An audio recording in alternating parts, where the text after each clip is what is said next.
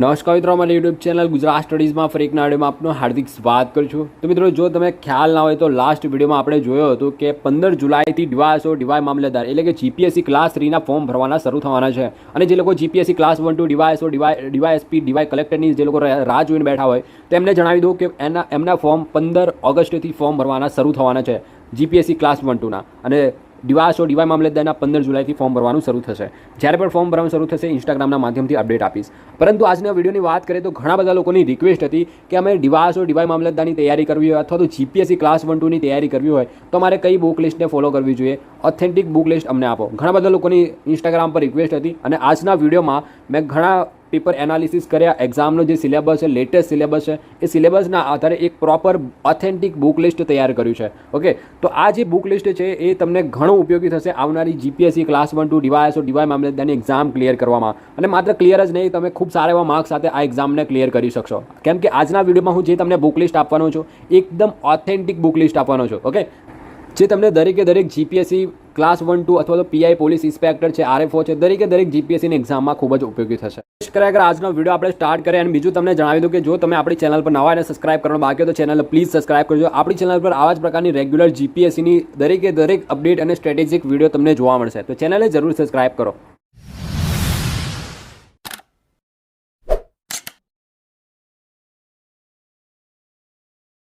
હવે મિત્રો, આજના વિડીયોમાં આપણે બુક લિસ્ટ વિશે તો ચર્ચા કરવાની છે, એની સાથે સાથે આપણે થોડી ચર્ચા આપણે જીપીએસસી ક્લાસ 1 2 અને ડીવાયએસઓ જીપીએસસી ક્લાસ 3 2019નું પેપર એનાલિસિસ પર એકવાર નજર મારી લઈએ, જેથી કરીને આપણને ખ્યાલ આવે કે આપણે જીપીએસસીની એક્ઝામ પાસ કરવા માટે કેટલા માર્ક્સ લાવવા પડે।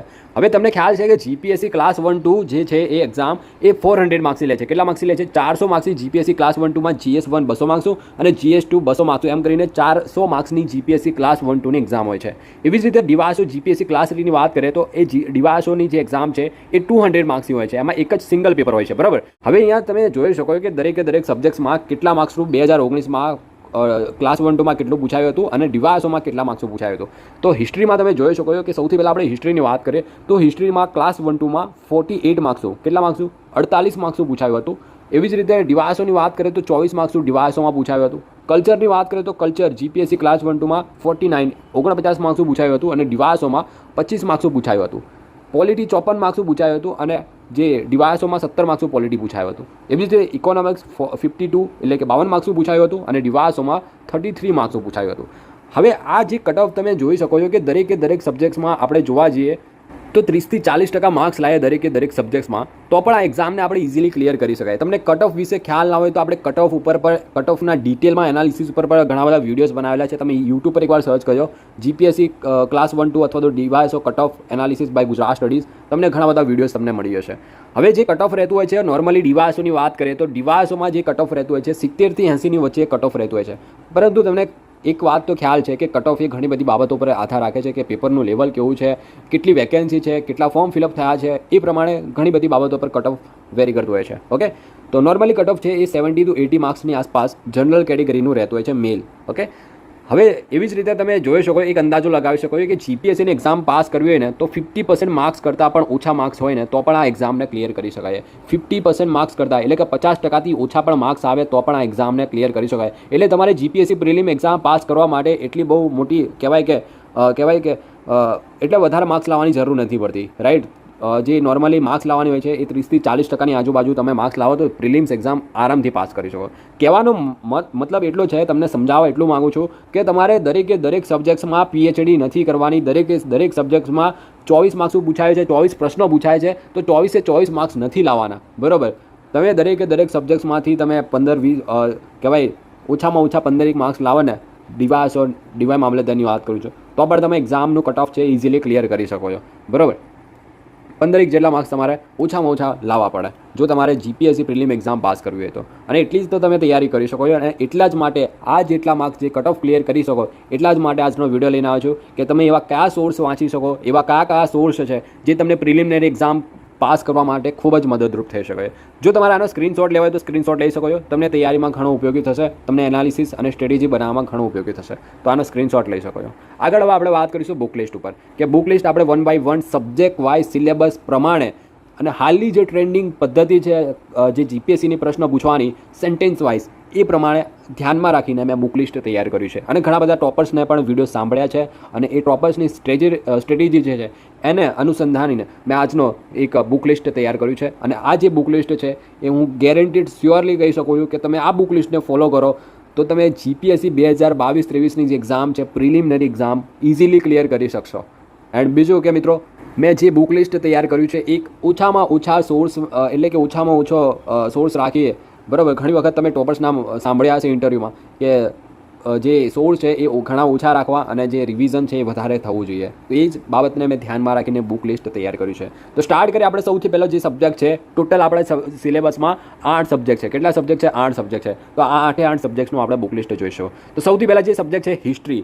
હિસ્ટ્રીમાં આપણે તમને ખ્યાલ ના હોય તો તમને જણાવી દઉં કે હિસ્ટ્રી એ ભારત અને ગુજરાતનું હિસ્ટ્રી પૂછાય છે. એમાં ભારતના ઇતિહાસની વાત કરીએ તો ભારતના ઇતિહાસમાં પણ 3 ભાગ પડતા હોય છે: એશિયન્ટ હિસ્ટ્રી, મિડિવલ હિસ્ટ્રી અને મોડર્ન હિસ્ટ્રી. હવે એશિયન્ટ, મિડિવલ અને મોડર્નમાંની વાત કરીએ તો સૌથી વધારે જે પ્રશ્ન પૂછાતા હોય છે એ મોડર્ન હિસ્ટ્રીમાંથી પૂછાતા હોય છે. જીપીએસસી જો હિસ્ટ્રીમાંથી જે પ્રશ્ન પૂછતી હોય 48 માર્ક્સમાં લાસ્ટ યર 2019માં 48 માર્ક્સનું હિસ્ટ્રી પૂછાયું હતું. એમાંથી 20 થી 25 પ્રશ્નો માત્ર મોડર્ન હિસ્ટ્રીના હતા અને જે પ્રશ્ન પૂછાતા હોય છે ત્યાર પછી એશિયન્ટ હિસ્ટ્રીમાંથી સૌથી વધારે પ્રશ્નો પૂછાતા હોય છે બરાબર. અને જે મિડિવલ હિસ્ટ્રીની વાત કરીએ તો મિડિવલ હિસ્ટ્રીમાંથી જે પ્રશ્ન ના કે બરાબર પ્રશ્ન પૂછાતા હોય છે તો તમારે સૌથી વધારે જે ભાર આપવાનો છે એ મિડિવલ હિસ્ટ્રી પર વધારે ભાર આપવાનો છે. પછી તમારે એશિયન્ટ હિસ્ટ્રી કરવાની છે અને પછી જો તમારી પાસે સમય વધે તો તમારે મિડિવલ હિસ્ટ્રી પર તમારે ધ્યાન આપવાનું છે બરાબર. અને જે સોર્સ છે એકદમ લિમિટેડ સોર્સ રાખીશું બરાબર અને એક ઓથેન્ટિક સોર્સ રાખીશું. હવે આપણે વાત કરીએ એશિયન્ટ હિસ્ટ્રી માટે આપણે તૈયારી કેવી રીતે કરવી જોઈએ. તો એશિયન્ટ હિસ્ટ્રીની વાત કરીએ તો એશિયન્ટ હિસ્ટ્રીમાં માત્ર તમારે એનસીઆરટી, ખાસ યાદ રાખજો જીસીઆરટીની વાત નથી કરતો. અત્યારની જે જીસીઆરટી આવે છે એ એનસીઆરટીનું ટ્રાન્સલેશન જ છે બરાબર. તમે જીસીઆરટીને પણ પ્રિફર કરી શકો છો પરંતુ કઈ લેટેસ્ટવાળી. ઓકે. અને જો તમને એનસીઆરટી હિન્દીમાં આવે છે, હિન્દીમાં અવેલેબલ છે, તમે હિન્દી કરી શકો, વાંચી શકો તો હિન્દી બેસ્ટ રહેશે બરાબર. મારું એવું માનવું છે કે જૂની એનસીઆરટી વાંચો, હિન્દીમાં બેસ્ટ રહેશે. ઓકે. હવે હિસ્ટ્રી, એશિયન્ટ હિસ્ટ્રીમાં તમારે જે એનસીઆરટી વાંચવાની છે માત્ર ધોરણ 11 અને ધોરણ 12ની આખી વાંચવાની છે. ધોરણ 11 અને 12ની એનસીઆરટી. હવે જો એનાથી વિશેષ તમારે જો વાંચવાની ઈચ્છા થાય તો પૂનમ દાહિયા મેમ કરીને એમની એક બુક છે જે આઈપીએસ અધિકારી છે અત્યારે, એમનો એક પૂનમ દાહિયા મેમ જે એમની એશિયન્ટ અને મિડિવલ અને મોડર્ન હિસ્ટ્રીની 3 હિસ્ટ્રીની બુક છે. પરંતુ તમારે એશિયન્ટ હિસ્ટ્રી માટે પૂનમ દાહિયા વાંચી શકો છો, બાકી એનસીઆરટી વાંચી શકો છો, એ પણ ઇનફ રહેશે. ઓકે. એના સિવાય આગળ વાત કરીએ મિડિવલ હિસ્ટ્રીની તો મિડિવલ હિસ્ટ્રીમાં વધારે કંઈ કરવાની જરૂર નથી. એનસીઆરટી વાંચી લો ધોરણ 11 અને 12ની, એનાથી વિશેષ કંઈ વાંચવાની જરૂર નથી મિડિવલ હિસ્ટ્રીમાં. હવે વાત કરીએ મોડર્ન હિસ્ટ્રીની તો મોડર્ન હિસ્ટ્રીમાં રામબાણ છે, સ્પેક્ટ્રમથી બહાર કંઈ પણ પ્રશ્નો નથી પૂછાતા. ઇવન યુપીએસસીમાં પણ સ્પેક્ટ્રમ એકદમ રામબાણ છે, બેસ્ટ પબ્લિકેશન છે. ઓકે. મોડર્ન હિસ્ટ્રીમાં most of the question GPSC હોય કે યુપીએસસી હોય સૌથી વધારે પ્રશ્નો સ્પેક્ટ્રમમાંથી પડતા હોય છે. ઓકે. તો સ્પેક્ટ્રમ તમને ઘણા એક વધારે સ્કોર કરવામાં મદદરૂપ થઈ શકશે. તો મોડર્ન હિસ્ટ્રી માટે હું એક જ સજેસ્ટ કરીશ સ્પેક્ટ્રમ, જે હિન્દી અને ઇંગ્લિશમાં જ અવેલેબલ છે. તમે હિન્દીમાં પ્રિફર કરી શકો છો. હિન્દી તમે એકદમ એટલી ટફ લેંગ્વેજમાં પણ એવા શબ્દ નથી યુઝ કરેલા, તમે સમજી શકો છો બરાબર. તો મોડર્ન હિસ્ટ્રી માટે સ્પેક્ટ્રમ સિવાય બીજો કોઈ સોર્સ એટલો બેસ્ટ લાગતો નથી. તમે મોડર્ન હિસ્ટ્રી માટે સ્પેક્ટ્રમ જ વાંચવાની રહેશે. ઓકે. આ તો વાત કરીએ આપણે ભારતના ઇતિહાસ માટે. હવે વાત કરીશું આપણે ગુજરાતના ઇતિહાસ માટે શું કરીશું. તો ગુજરાતના ઇતિહાસની વાત કરીએ તો જ્યારે ગુજરાતનો ઇતિહાસમાં આપણે હિન્દી કે ઇંગ્લિશ, ઘણા બધા લોકો ઇંગ્લિશ મીડિયમના જે સ્ટુડન્ટ હોય છે એ પૂછતા હોય છે કે ગુજરાતનો ઇતિહાસ અમને હિન્દી કે ઇંગ્લિશમાં ક્યાંય અવેલેબલ થઈ શકશે. તો મિત્રો ગુજરાતનો ઇતિહાસ માટે તમારે ગુજરાત પબ્લિકેશન જ વાંચવું પડશે અને ગુજરાત પબ્લિકેશનમાં તમે અહીંયા જોઈ શકો છો ગુજરાતના ઇતિહાસમાં જીસીઆરટી ધોરણ 6 થી લઈને ધોરણ 10 સુધીની જીસીઆરટી વાંચી લો તો બેસ્ટ રહેશે. અને બીજું એનાથી વિશેષ વાંચવાની ઈચ્છા થાય તો ગ્રંથ નિર્માણ બોર્ડની જે બુક આવે છે, અહીંયા સ્ક્રીન ઉપર એનો ફોટો જોઈ શકો છો કે આ જે બુક છે એ પણ તમે વાંચી શકો છો બરાબર. ગ્રંથ નિર્માણ બોર્ડની, એમાં પણ ગુજરાતની હિસ્ટ્રીમાં પણ 3 પાર્ટ પડતા હોય છે, એશિયન્ટ, મિડિવલ અને મોડર્ન. તો 3 હિસ્ટ્રી તમારે વાંચવાની રહેશે.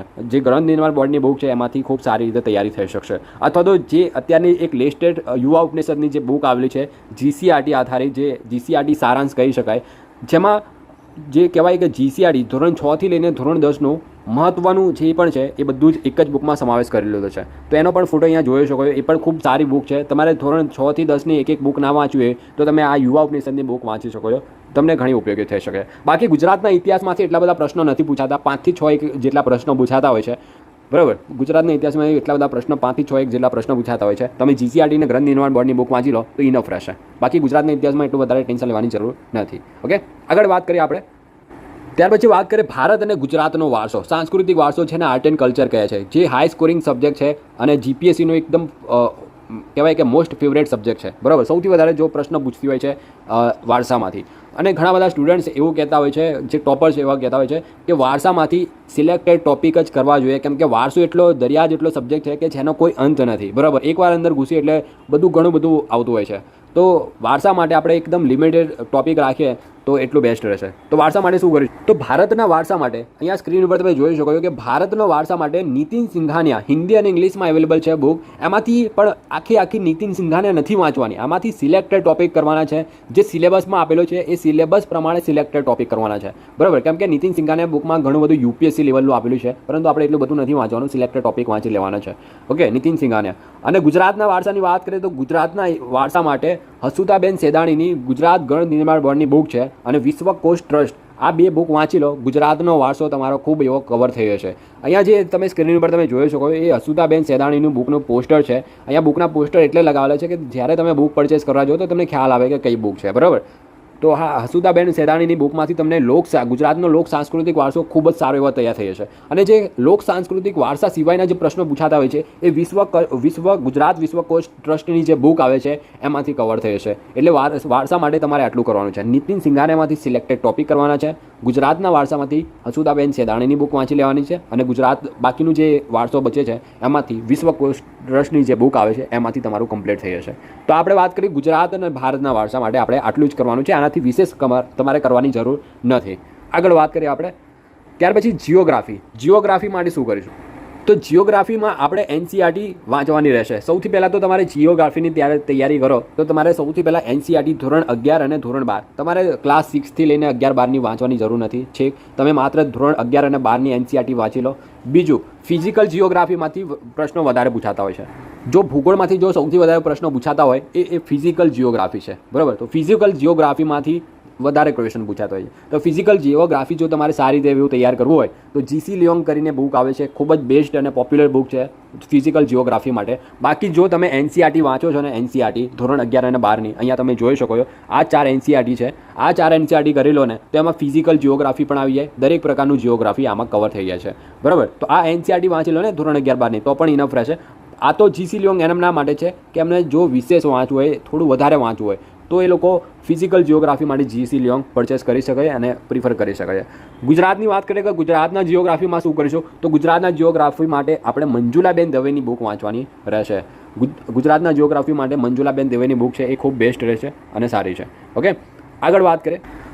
જિયોગ્રાફી માટે તમે એનસીઆરટી અને ગુજરાત માટે મંજુલાબેન દવે કરેલો છે ને તો પણ ઇનફ રહેશે. જીસી લિયોંગ નહીં કરો તો પણ ચાલશે. જીસી લિયોંગ એમના માટે છે જેમને ફિઝિકલ જિયોગ્રાફીમાં વધુ નોલેજની જરૂર છે. બરાબર, અને વધારે સમય હોય તો તમે જીસી લિયોંગ કરી શકો છો. બાકી જીસી લિયોંગ કરવાની જરૂર રહેતી નથી.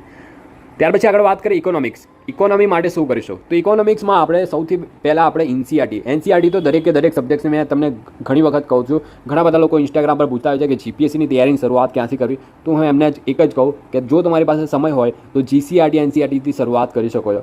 બરાબર, તો જીસીઆરટી તો તમારે જીસીઆરટી અને એનસીઆરટી તો દરેક સબ્જેક્ટ્સમાં કરવી પડશે. તો ઇકોનોમિક્સ માટે આપણે ધોરણ 11 અને 12ની એનસીઆરટી વાંચીશું. અને બીજું કે માઇક્રો ઇકોનોમિક્સની પણ બુક આવતી હોય છે એ પણ કરવાની છે, એમાંથી પણ પ્રશ્નો પૂછાતા હોય છે.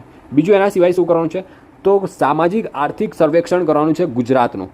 સામાજિક અને આર્થિક સર્વેક્ષણ છે ગુજરાતનું, એનું પીડીએફ અથવા તો બુક પણ અવેલેબલ છે, તમે મેળવી શકો છો. અથવા તો આ કંઈ ના કરવું હોય ને તો મૃણાલ પટેલ સરના જે યુટ્યુબ પર ઇકોનોમિક્સની જે પ્લેલિસ્ટ છે એ પ્લેલિસ્ટ કરી લો ને તો પણ ઇકોનોમિક્સમાંથી તમારું ખાસું એવું તૈયાર થઈ જશે. ઓકે, જો તમારે મૃણાલ પટેલ સરના જે ઇકોનોમિક્સના પ્લેલિસ્ટની વિડીયોની લિંક જોઈતી હોય તો મને ઇન્સ્ટાગ્રામ પર મેસેજ કરજો. લિંક તમને કોમેન્ટમાં પિન કરેલી છે. હું મૃણાલ પટેલ સરના પ્લેલિસ્ટની વિડીયોની લિંક તમને સેન્ડ કરી આપીશ. ઓકે, બાકી તમે ઇકોનોમિક્સ માટે આટલું કરશો. ડિવાસો માટે ડિવાસો અને ડીવા મામલતદાર માટે ઇનફ રહેશે. ઓકે, આમાં સર્વે તમારો કમ્પ્લીટ આવી જશે. એનસીઆરટી અને માઇક્રો ઇકોનોમિક્સ વાંચો, એમાં કમ્પ્લીટ તમારું ઇકોનોમિક્સ કવર થઈ જશે. પાસિંગ જે માર્ક્સ છે એ તમે ખૂબ સારા એવા ઇકોનોમિક્સમાં કવર કરી શકશો. એ પ્રમાણેનું સોર્સ છે.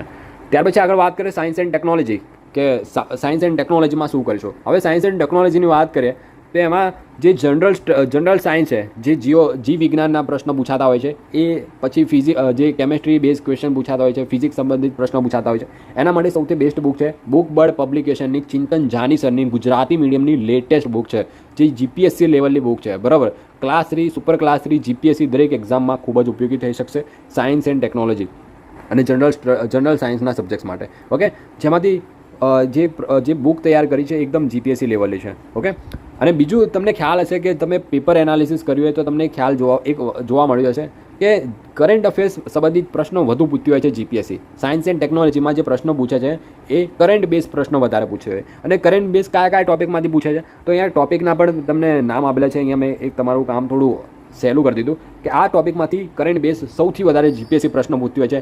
ઇસરો છે, ડીઆરડીઓ છે, હેલ્થ આરોગ્ય સંબંધિત પ્રશ્નો પૂછે, આઈટી ઇન્ફોર્મેશન ટેકનોલોજી સંબંધિત, નેનો ટેકનોલોજી સંબંધિત પ્રશ્નો પૂછતી હોય છે. તો કરંટ બેઝ આમાંથી બહુ પ્રશ્નો પૂછતી હોય છે સાયન્સ એન્ડ ટેકનોલોજીના સંદર્ભમાં. બરાબર, હવે કરંટ અફેર્સનો વાત આવી તો તમને એક પ્રશ્ન થતો હોય છે કે કરંટ અફેર્સ કેવી રીતે કરી શકાય અને ક્યાંથી કરવું જોઈએ, અને બીજું કે આ બધા ટોપિક પર કવર થાય એવી રીતે કયું કરંટ અફેર્સ માટે મેગઝીન બેસ્ટ રહેશે. તો કરંટ અફેર્સની વાત કરીએ તો કરંટ અફેર્સ માટે એક જે અહીંયા જોઈ શકો છો કે મંથલી મેગઝીન આવે છે દ્રષ્ટિ આઈએસ કરીને, દ્રષ્ટિ આઈએસ છે એ, અને બીજું છે LGK latest general knowledge fact. બરાબર, LGK લિબર્ટીનું પબ્લિકેશન છે, મંથલી મેગઝીન છે, એ ખૂબ જ બેસ્ટ છે ગુજરાતી માટે. અને જે દ્રષ્ટિ આઈએસ છે એ ગુજરાતી માટે હિન્દી મીડિયમમાં આવે છે, અને દ્રષ્ટિ આઈએસ પણ ખૂબ સારું છે. બંનેમાંથી કોઈ પણ એક પ્રિફર કરી શકો છો. જો તમે ગુજરાતીમાંથી પ્રિફર કરવું હોય તો LGK પણ સારું છે. અને એના સિવાય દ્રષ્ટિ, મારું કહેવું છે કે તમને હિન્દી સાથે કમ્ફર્ટેબલ છે તો તમે દ્રષ્ટિ આઈએસમાંથી તમારે તૈયારી કરવી જોઈએ કરંટ અફેર્સની, કેમ કે આમાં થોડું કન્ટેન્ટ વધારે તમને જોવા મળશે અને થોડું ડિટેલમાં જોવા મળશે. કેમ કે કરંટ અફેર્સ ખૂબ સારો એવો રોલ, સૌ જે પ્રશ્નો જે છે એ કરંટ અફેર્સમાંથી સૌથી વધારે પ્રશ્નો પૂછતા હોય છે. એટલે જ મેં તમને સૌથી પહેલાં એનાલિસિસ વિશે તમને જણાવ્યું. એનાલિસિસની જ આપણે વાત કરી કે કરંટ અફેર્સ કેટલું ઇમ્પોર્ટન્ટ છે, કયા સબ્જેક્ટ્સ કેટલું ઇમ્પોર્ટન્ટ છે. તમે જોઈ શકો લાસ્ટ 2019માં ડીવાયએસઓમાં 28 માર્ક્સનું કરંટ અફેર્સના પ્રશ્નો પૂછાયા હતા. તો તમે દ્રષ્ટિ આઈએસ ખાલી વાંચ્યું હોય ને તો પણ તમને ઘણા એવા પ્રશ્નો ફાવે એવા હતા, રાઈટ. તો દ્રષ્ટિ આઈએસમાંથી પણ બેઠા એવા પ્રશ્નો પૂછતા હોય છે. તો દ્રષ્ટિ આઈએસ તમારા માટે એક બેસ્ટ ઓપ્શન છે મંથલી મેગઝીન માટે, કરંટ અફેર્સ માટે ખાસ કરીને, જેમાં તમારા આ દરેક ટોપિક પણ કવર થશે. અને બીજું કે કરંટ અફેર્સનું આના સિવાય પણ ઘણું બધું એવું કવર થઈ જશે. ઓકે, હવે પોલિટીની વાત કરીએ, લાસ્ટ પોલિટી અને મેથ્સ અને રિઝનિંગની. હવે પોલિટી માટે તો આપણે કહેવાની કંઈ જરૂર નથી. એમ લક્ષ્મીકાંત જે બુક આવે છે, એમ લક્ષ્મીકાંત, એ રામબાણ છે પોલિટી માટે. હિન્દી અને ઇંગ્લિશમાં અવેલેબલ છે. અને પોલિટીમાં આમાંથી જીપીએસસી અમુક વાર એવા પ્રશ્નો ડાયરેક્ટ બેઠા કોપી, સેન્ટેન્સ પણ કોપી, ઓકે, ABCD પણ કોપી, એવી રીતે સીધા પ્રશ્ન પોલિટીમાંથી પૂછી લેતી હોય છે. બરાબર, તો ખૂબ જ બેસ્ટ છે પોલિટી માટે એમ લક્ષ્મીકાંત. જો તમે જીપીએસસીની તૈયારી કરતા હોય તો એમ લક્ષ્મીકાંત વાંચવી જ પડે પોલિટી માટે. અને પોલિટી એક હાઈ સ્કોરિંગ સબ્જેક્ટ છે, ઘણા એવા પ્રશ્નો પૂછાતા હોય છે. હવે આગળ વાત કરીએ મેથ્સ અને રિઝનિંગની. તો મેથ્સ અને રિઝનિંગની વાત કરું તો તમે ધોરણ 6 થી લઈને ધોરણ 10 સુધીનું મેથ્સ ક્લિયર કરી લો ને તો પણ તમને મેથ્સ અને રિઝનિંગમાં વાંધો નહીં આવે. ધોરણ 6 થી 10 સુધીનું મેથ્સ તમને આવડવું જોઈએ. ઓકે, તો મેથ્સમાંથી પણ તમારે એટલી, અથવા તો કોઈ પણ પબ્લિકેશન અત્યારે ઘણા બધા અવેલેબલ છે. RS અગ્રવાલ તમારે કરી શકો છો, પરંતુ RS અગ્રવાલ એક એડવાન્સ લેવલ ઉપર મેથ્સ રિઝનિંગ થઈ જશે. બરાબર, તો આજના વિડીયો પૂરતું આટલું જ રાખીએ આપણે. અને આ જે બુક લિસ્ટને હું શ્યોરલી ગેરંટી સાથે કહી શકો છું, તમે આ બુક લિસ્ટને વિશ્વાસ સાથે ફોલો કરજો. આ વખતે જો જીપીએસસી ક્લિયર કરવી હોય તો આ પ્રમાણે તૈયારી કરજો, આ બુક લિસ્ટ પ્રમાણે તૈયારી કરજો, તો તમે ખૂબ સારો એવો રેન્ક મેળવી શકશો જીપીએસસીમાં. ઓકે, અને પ્રિલિમ્સ તમે ફર્સ્ટ એટેમ્પમાં જ ક્લિયર કરી શકશો. કેમ કે આ જે મેં બુક લિસ્ટ આપ્યું છે એ ઓથેન્ટિક સોર્સના માધ્યમથી બુક લિસ્ટ આપ્યું છે. ઓથેન્ટિક જે પણ બુક છે એ ઓથેન્ટિક બુક છે. બરાબર, હરેક વખતે જીપીએસસીના જે ટોપર હોય છે એ આ જ બુક લિસ્ટ તમને ઘણા બધા ઇન્ટરવ્યૂમાં તમે જોયું હશે કે આ પ્રમાણેની બુક લિસ્ટ પ્રિફર કરવાનું સમજાવે છે. ઓકે, ઇવન જીપીએસસી ક્લાસ 1, 2 અને યુપીએસસી માટે પણ તમે આ બુક લિસ્ટ પ્રિફર કરી શકો છો.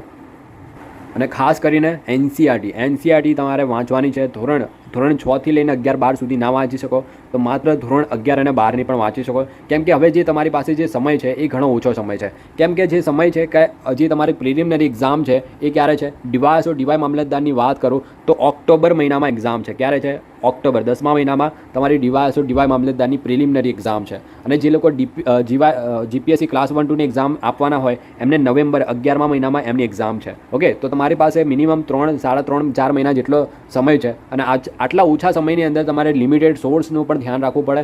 ઓછામાં ઓછો સોર્સ અને વધુમાં વધુ રિવિઝન તો જ તમે આ પ્રિલિમિનરી એક્ઝામ ક્લિયર કરી શકશો. અને મેં કીધું એ પ્રમાણે કે તમારે આમાં દરેકે દરેક સબ્જેક્ટ્સમાં એટલું ઊંડાણમાં એટલું કે પીએચડી નથી કરી લેવાની. તમારે દરેક સબ્જેક્ટનું બેઝિક એવું નોલેજ હોય તો પણ તમે એક્ઝામને ક્લિયર કરી શકો છો. મેં કીધું એ પ્રમાણે કે તમે લાસ્ટ કટ ઓફ એનાલિસિસ જોજો, Gujarat studies by cut off GPSC class 1-2 તમે સર્ચ કરજો. મેં એકદમ મસ્ત એક સરસ વિડીયો બનાવ્યો છે કટ ઓફના એનાલિસિસ ઉપર જીપીએસસીના. ઓકે, તમને ખ્યાલ આવે છે કે કેટલા માર્ક્સ 50%થી પણ ઓછા માર્ક્સ લાવવાના હોય છે. 30થી 40% માર્ક્સ લાવો, 30થી 40% માર્ક્સ લાવો તો તમે જીપીએસસી પ્રિલિમ એક્ઝામ આરામથી ક્લિયર કરી લો. ઓકે, તમારે વિશ્વાસ ના હોય તો લાસ્ટ યરનું કટ ઓફ જોઈ શકો છો. ઓકે, તો આજના વિડીયો પર તો આટલું જ રાખીએ. જો તમને કોઈ પ્રશ્ન હોય, કોઈ ડાઉટ હોય, કોઈ કન્ફ્યુઝન હોય, તૈયારી કેવી રીતે કરવી, હજુ પણ પ્રશ્ન હોય તો મને ડાયરેક્ટલી ઇન્સ્ટાગ્રામ સાથે મેસેજ કરી શકો છો. ઇન્સ્ટાગ્રામની લિંક તમને કોમેન્ટમાં પિન કરેલી છે અને આપણે ટેલિગ્રામ સાથે પણ જોડાઈ શકો છો ફ્રી પીડીએફ અને મટીરિયલ બુક સાથે. ઓકે, તો લિંક ઇન્સ્ટાગ્રામ અને ટેલિગ્રામની નીચે કોમેન્ટમાં પિન કરેલી છે.